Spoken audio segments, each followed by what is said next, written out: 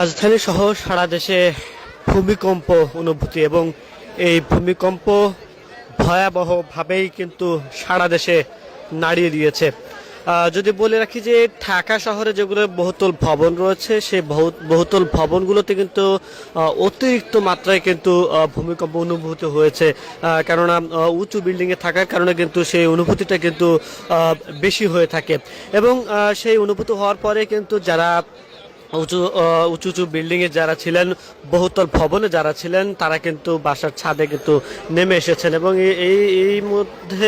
ইতিমধ্যে আমরা দেখতে পাচ্ছি যে এই যে বহুতল ভবনগুলো রয়েছে এই ভবন থেকে ভবনের নিচে কিন্তু অনেক মানুষ কিন্তু এসেছেন। একটু যদি বলে রাখি যে আজকে 5.2 মাত্রা সম্ভাব্য এই ভূমিকম্প এখনো আসলে আবহাওয়া অফিস থেকে বা ভূমিকম্প অফিস থেকে নিশ্চিত করা হয়নি কত মাত্রা ছিল, তবে সবার মনেই কিন্তু এটি নাড়া দিয়েছে যে এত বড় যে ভূমিকম্প এটি কিন্তু আসলে কখনো হয়েছে কিনা সেটা এখনো বলা যাচ্ছে না। তবে